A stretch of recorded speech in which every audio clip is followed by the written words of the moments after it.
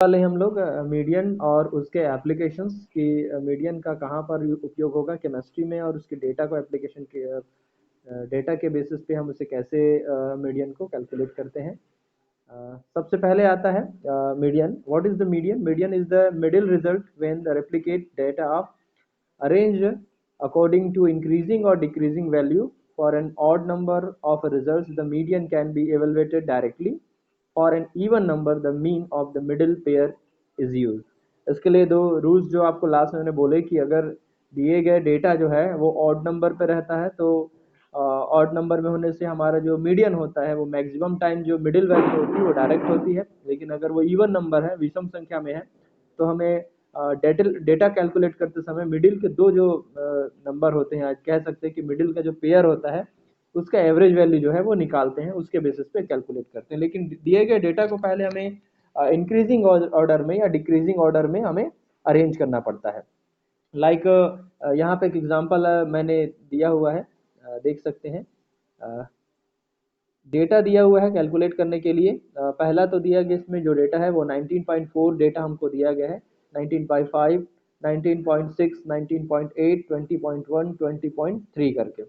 तो ये जो दिए गए 6 डेटा है, 6 डेटा में से चूंकि ये इवन नंबर है और मैंने बोला था इवन नंबर में हमको मिडिल के दो डेटा है, मतलब फोर्थ नंबर का सॉरी थर्ड नंबर का और फोर्थ नंबर का जो डेटा है 19.6 और 19.8, ये जो डेटा रहेगा ये डेटा वैल्यू को आप एवरेज निकालते हैं, तो जो जो डेटा वैल्यू आएगा एवरेज निकालने पर वो कहलाता है आपका मीडियन। तो आप ये देखेंगे, median of distribution is the value of the variable which divided the distribution into two equal parts.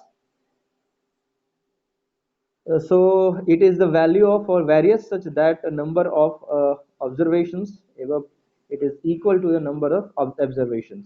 तो बेसिकली हम देखते हैं कि हमारे पास जो डेटा आए वो दो प्रकार के हो सकते हैं, ग्रुप डेटा हो सकता है, दूसरा अनग्रुप डेटा हो सकता है। तो अगर आपके पास दिया गया डेटा जो है वो अनग्रुप डेटा है, तो अनग्रुप डेटा के लिए आपके पास जो स्टेप्स होते हैं कि ग्रुप में अगर डेटा नहीं है जैसा मैंने आपको बताया, तो आपको उसके लिए जो एल्गोरिदम दिया जाता है, एल्गोरिदम 3 स्टेप में ये फुलफिल होता है।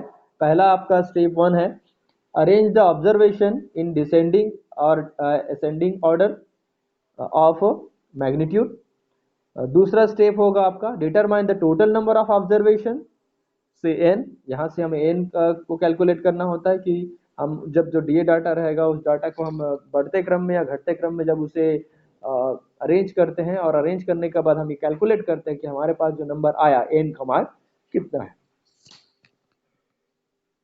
इसके दो कंडीशंस हो सकते हैं स्टेप थर्ड में, कि दिया गया जो नंबर ऑफ डेटा है वो ऑड होगा तो उसके लिए अलग फार्मूला है, और अगर इवन होगा तो उसके लिए अलग फार्मूला है। अगर दिया गया डेटा ऑड है, इसका मतलब विषम संख्या है, तो value of n+1 divided by 2, इसका जो पोजीशंस होगा इसलिए उसको मैंने th लिखा है।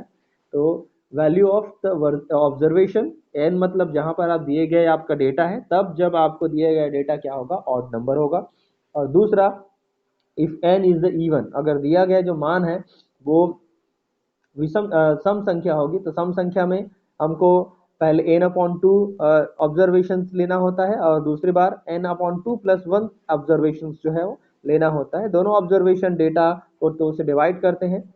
याद रखना, ऑब्जर्वेशन का मतलब हमको पोजीशंस से लिया गया डेटा है और उसके बाद उसे हम क्या करते हैं, डिवाइड करते हैं 2 से। दोनों के फॉर्मूले अलग अलग हैं, ऑड और इवन का। मैंने बताया था कि ऑड वाले डेटा डायरेक्ट कैलकुलेट होते हैं और इवन वाले डेटा में आपको डायरेक्ट कैलकुलेशन नहीं कर सकते। किस प्रकार से इसका एग्जांपल आता है, इसमें एक एग्जांपल हम देखते हैं। Find the median of following data like 25, 34, 31, 23, 22, 26, 35, 28, 20 and 32। ये डेटा भी मिक्स्ड है, कुछ असेंडिंग ऑर्डर पे है, कुछ डिसेंडिंग ऑर्डर पे है, तो हम इसे अरेंज करते हैं।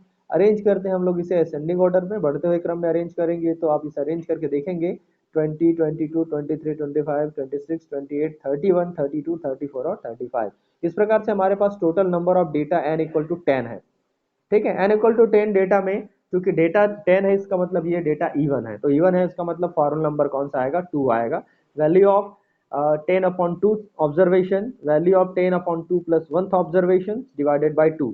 तो आप क्रॉस करेंगे, देखेंगे ये डेटा आप क्रॉस करेंगे सॉल्व करने पर कि 2/5 10 और इसमें भी 2/5 10 आएगा। तो इसका मतलब इसमें 5th ऑब्जर्वेशन आएगा और इसमें ऑब्जर्वेशन नंबर 6 आएगा। क्योंकि हम इसमें मिडिल डेटा को कैलकुलेट नहीं कर सकते, इसलिए बीच के दो डेटा को लिया हमने, एक कौन सा ऑब्जर्वेशन 5वां और दूसरा 6वां नंबर का ऑब्जर्वेशन।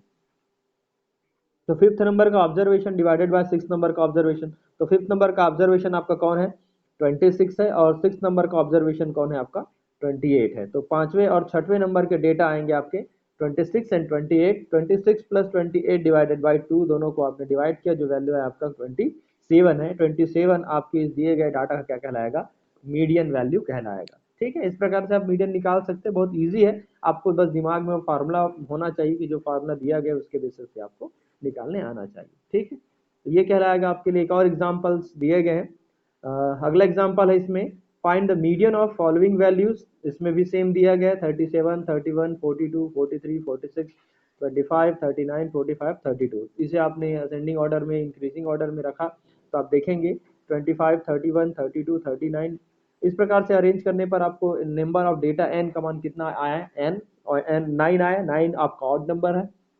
आप मीडियन के लिए फॉर्मूला रखेंगे, value of n plus 1/2 observation. तो n का मान 9 है, 9 प्लस 1/2 इसका मतलब 10/2, इसका मतलब आपको आएगा 5th ऑब्जर्वेशन। 5th ऑब्जर्वेशन का मान आपका क्या है, तुम्हारा 29 है, 39 है। 39 क्या कहलाएगा, इस ग्रुप डेटा का क्या कहलाएगा, अनग्रुप डेटा का मीडियन कहलाएगा। इस प्रकार से आप मीडियन भी कैलकुलेट कर सकते हैं। ठीक है, तो ये मेरे ख्याल से आपने बहुत बार इसे पढ़ा भी होगा, इसलिए इसके लिए बहुत ज़्यादा और एग्जांपल्स देखने की ज़रूरत नहीं, 2-3 एग्जांपल्स इसके लिए सफिशिएंट है। इसमें और किसी को कोई क्वेश्चन पूछना है तो वो पूछ सकते हैं। ठीक है, तो क्वेश्चन पूछना है इनमें से कि, और क्या आएगा, आपको केवल ऑड और इवन नंबर्स ऑफ डेटा देखने होते हैं कि दिए गए डेटा ऑड में है क्या इवन है। इसमें फ्रीक्वेंसी वाले क्वेश्चंस जो है मैंने नहीं देखे हैं, इसलिए मेरे ख्याल से चांस इसके फ्रीक्वेंसी वाले क्वेश्चंस के नहीं हो सकते। ठीक है।